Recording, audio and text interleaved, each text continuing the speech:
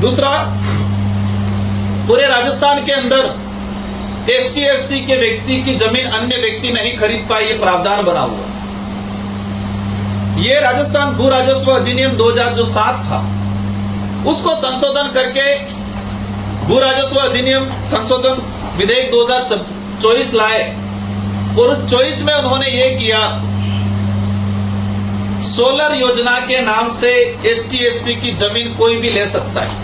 Convert का rules था कि कन्वर्ट करानी है तो वहां तक पहुंच सड़क होनी चाहिए, लेकिन वो कन्वर्ट का रूल खत्म कर दिया। कन्वर्ट के लिए पहले एसडीएम और कलेक्टर का पावर था, और अभी उन्होंने क्या कर दिया, अभी उन्होंने तहसीलदार पे और समय फिक्स कर लिया, कितने समय में ही उनको कन्वर्ट कराना है। इससे ये देखा कि डूंगरपुर, बांसवाड़ा सहित पूरे आदिवासी इलाके में सोलर के नाम से कई भूमाफियों ने आदिवासी दलितों की जमीनें ली है, वास्तविक धरातल पे सोलर नहीं लगा हुआ है। एक इस क्षेत्र का बड़ा इशू है, आदिवासी सहित पूरा इस क्षेत्र में रहने वाला सामान्य ओबीसी एससी सभी समुदाय के युवाओं के साथ बाध्यता को लेकर कुटाराघात हो रहा। पिछले 2-3 सालों की भर्ती में हम देख रहे हैं कि अधिकतर सीटें खाली जा रही हैं। इस क्षेत्र का युवा आवाज उठा रहा है कि 40% जो बाध्यता रखी है उसको हटाया जाए, लेकिन इस सरकार ने इस बाध्यता को नहीं हटाया गया है। और इन समस्त मुद्दों को लेकर हमारे युवा साथी ज्ञापन देने गए तो मुख्यमंत्री जी ने ज्ञापन लेने से इनकार कर दिया गया। यहां तो ठीक है, स्थानीय विधायक जी ने भी समस्त मुद्दों को लेकर ज्ञापन लेने के लिए अनुमति मांगी जिला कलेक्टर महोदय के माध्यम से, साथ ही सीएमओ में सूचना कराई, लेकिन मुख्यमंत्री जी ने ना कह दिया कि हम नहीं लेंगे ज्ञापन। इसलिए हमें कहना पड़ रहा है कि राजस्थान के मुख्यमंत्री जी की चौपाल नहीं थी, जन सुनवाई नहीं थी, ये हाई प्रोफाइल ड्रामा भजन मंडली कार्यक्रम था। एक सुगबुगाहट सामने आई है, केंद्र के मंत्रियों के प्रेशर में आके राजस्थान के मुख्यमंत्री जी 7,000 करोड़ का एक प्रोजेक्ट तैयार कर रहे हैं। अनास और माही से सोमकमलाबा में लिफ्ट के तहत पानी, और वहां से ले जाके ये उदयपुर, खेरवाड़ा, वहां से होते हुए जालोर, पाली, सिरोही, उस क्षेत्र में पेयजल परियोजना और सिंचाई परियोजना के लिए 7,000 करोड़ की प्रोजेक्ट ला रहे हैं। कहां से पानी ले जा रहे हैं? माही और अनाज से। हमें कोई दिक्कत नहीं है, लेकिन हमें दिक्कत यह है कि इस इलाके से विस्थापित परिवार, डूंगरपुर, बांसवाड़ा, हमारा आंबाकुआ, छोटी सरवन, साबला, चिकली, गलियाकुट, पिपलकुट, ये जो इलाका है आज सिंचाई तो ठीक है, पेयजल के पानी के लिए भी तरस रहा है। जो 7,000 करोड़ का प्रोजेक्ट बना रहे हैं मुख्यमंत्री जी केंद्र के मंत्रियों के दबाव में, हम कह रहे हैं 7,000 नहीं, आप तो 700 करोड़ का प्रोजेक्ट बना लो, डूंगरपुर, बांसवाड़ा के किसानों का भला हो जाएगा। जो गुजरात के लिए मजदूरी के लिए जा रहे हैं, पलायन कर रहे हैं, इन लोगों का जीवन सुधर जाएगा। लेकिन नहीं, क्योंकि आदिवासी इलाका है, यह बोला इलाका है, यहां तो सुबह उठ के वॉकिंग करके चॉकलेट खिला के राजी कर दिया गया है। इस क्षेत्र की आम जनता को, युवा बेरोजगार जो भर्ती की मांग को लेकर, रोजगार की मांग को लेकर सुबह गया, एक बेरोजगार साथी ने जब रोजगार की बात की, इसको चॉकलेट पकड़ा दी, चॉकलेट खाओ मस्त रहो। ये ड्रामा किया गया है राजस्थान के मुख्यमंत्री जी ने। इसी तरह अघोषित बिजली को लेकर लंबे समय से चल रहा है इशू, और एक विचित्र दृश्य यहाँ कहे कि एक देखने मिला कि राजस्थान के मुख्यमंत्री जी आए, उस दिन बिजली नहीं गई, पूरे दिन पूरी रात नहीं गई, और जैसे मुख्यमंत्री जी यहां से रवाना हुए बिजली कटौती शुरू हो गई। अभी भी कटौती है, चल रहा है, शायद इन्वर्टर पे चल रहा है सर्किट हाउस के अंदर। तो बिजली कटौती पे एक बात नहीं बोली। इस प्रकार इस क्षेत्र के साथ राजस्थान के मुख्यमंत्री जी ने एक कुठाराघात किया। जनता को आशा थी कि कुछ समाधान करके जाएंगे।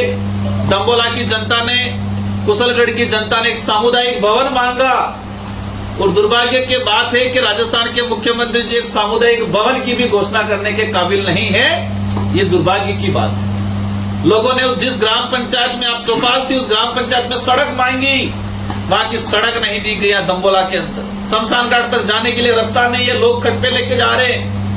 कहा कि आप करो, नहीं वो तो नहीं होगा, ग्राम पंचायत नरेगा करेगी, पर उनको ये नहीं पता है कि नरेगा वो खुद कह रहे कि जी राम जी ला रहे और कह रहे कि नरेगा के तहत कराओ। और उन्होंने मुझ पर गंभीर आरोप लगाया था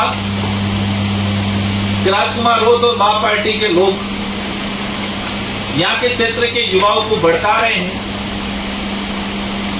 किसी पे आरोप लगाना अलग बात है, साबित करना अलग बात है। मैं इस आरोप का सिरे से खंडन करता हूं और मैं दावे के साथ, कॉन्फिडेंस के साथ कह रहा हूं कि हमने इस क्षेत्र के युवाओं को सही दिशा में शिक्षा के क्षेत्र में आगे बढ़ने का काम किया।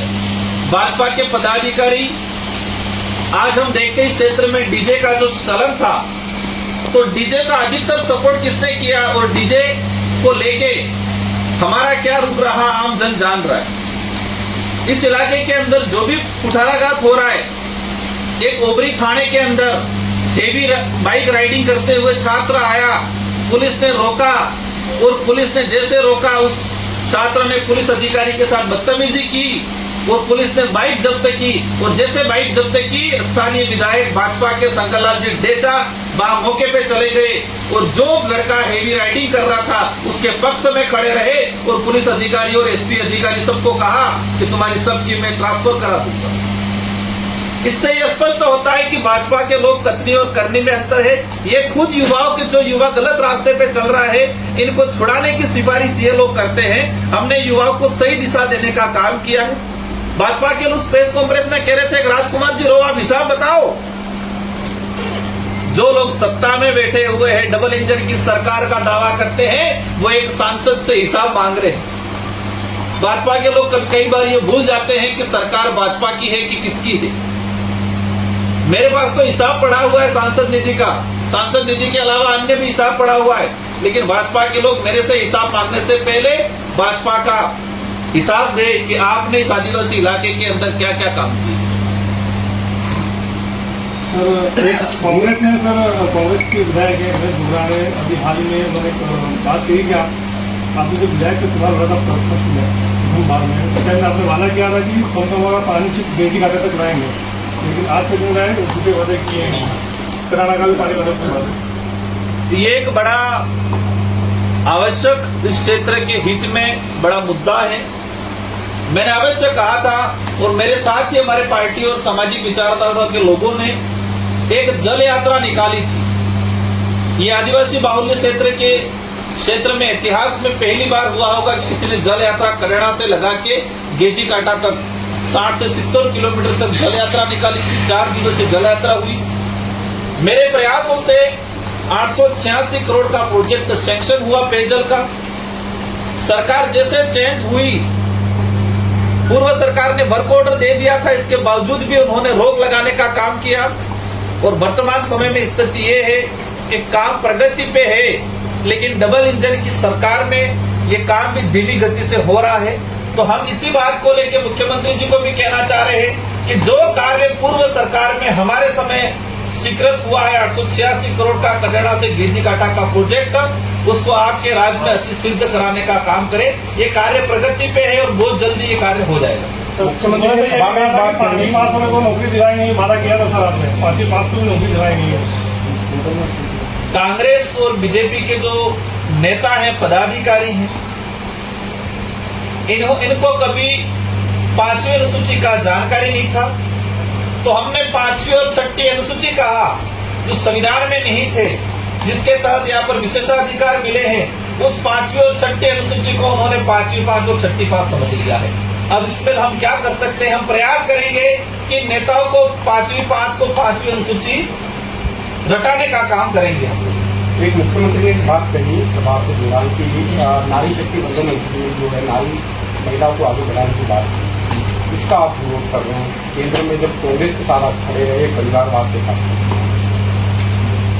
केंद्र सरकार पश्चिम बंगाल और तमिलनाडु चुनाव को मद्देनजर रखते हुए एक नारी वंदन अधिनियम जो लाई 2026, इस अधिनियम में यह था कि महिलाओं को 33% रिजर्वेशन दिया जाए विधानसभा और लोकसभा में।